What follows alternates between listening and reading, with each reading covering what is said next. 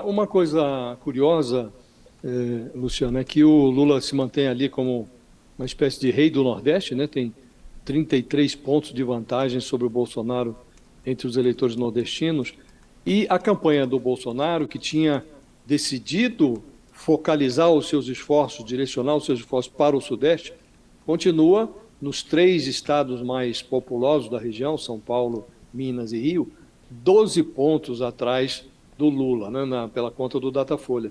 Se o Bolsonaro não avança no Sudeste, ele está liquidado? A gente pode considerar que isso é um dado da realidade, tendo em vista que o Lula prevalece com sobras no Nordeste, ele precisaria, o Bolsonaro, prevalecer no Sudeste para compensar essa surra que ele leva no Nordeste?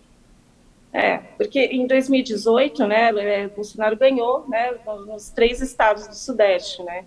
Então, de fato, que o Sudeste é o que tem um peso maior, são 43% de 43% do eleitorado. Então, fica muito difícil para ele, se ele não conseguir avançar no Sudeste, conseguir se manter. No Nordeste, essa pesquisa mostrou que, assim, Bolsonaro teve algumas oscilações nas regiões, né, a gente analisando os resultados pelas regiões do país, mas a gente vê que no Nordeste não teve movimentação nenhuma, né? Então, o Nordeste e os eleitores com menor renda familiar, de fato, estão muito com Lula e dificilmente Bolsonaro consegue avançar nesses eleitores, né, nesses segmentos. Bolsonaro avançou um pouco mais no segmento de 2 a 5 salários mínimos, e daí ele conquistou cerca de 8 pontos nesse segmento. Eu queria falar um pouquinho também, ele está falando aí sobre como ele pode avançar. Eu queria saber onde ele já avançou, que algo que chamou a atenção. Por exemplo, quando a gente vê essa subida de Bolsonaro, ela é também atrelada à melhora na visão do governo dele, né?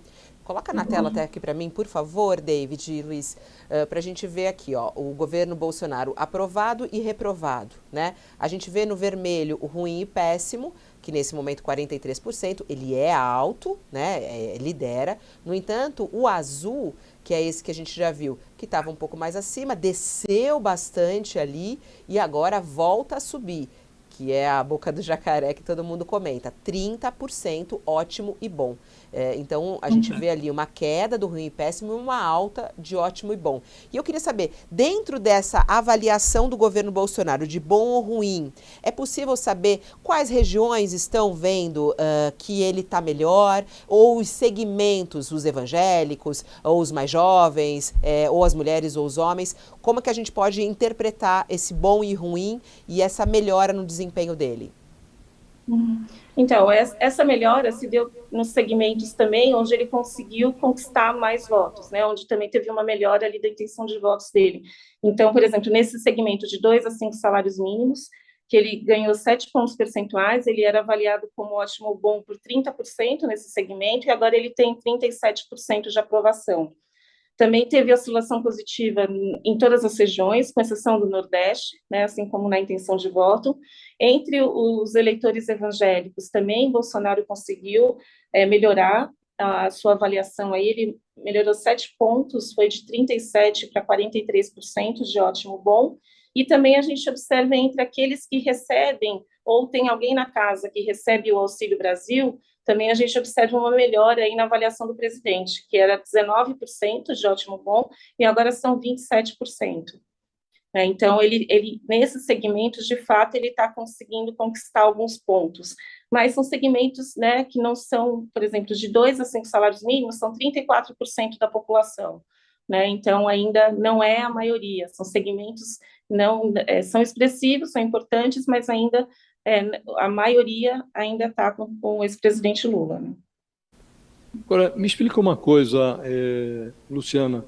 Esses dois nichos nos quais o Bolsonaro avançou, quer dizer, eleitores que ganham entre 2 e 5 salários mínimos e eleitores evangélicos, avançou 7 pontos em um, 6 pontos no outro. Esses dois nichos do eleitorado, eles não se confundem um com o outro? Eles não se interpenetram? Sim, um pouco, mas esse segmento de 2 a 5 salários mínimos, ele é formado principalmente por homens, né? Tem um índice acima da média de homens, pessoas com ensino médio ou nível superior, e o que caracteriza bem esse segmento é que 1/3 são assalariados registrados, né, e 77% fazem parte da PEA. Então, são os que a gente até, o Datafolha fez uma segmentação que a gente classifica como seguros, né, então eles não têm uma renda tão alta, mas eles têm uma fonte de renda segura, e estão mais localizados no Sudeste também. Já os evangélicos, eles têm um perfil um pouco diferente, porque eles são formados principalmente por mulheres, né, renda mais baixa, e ficam mais nas regiões Nordeste, na região Nordeste.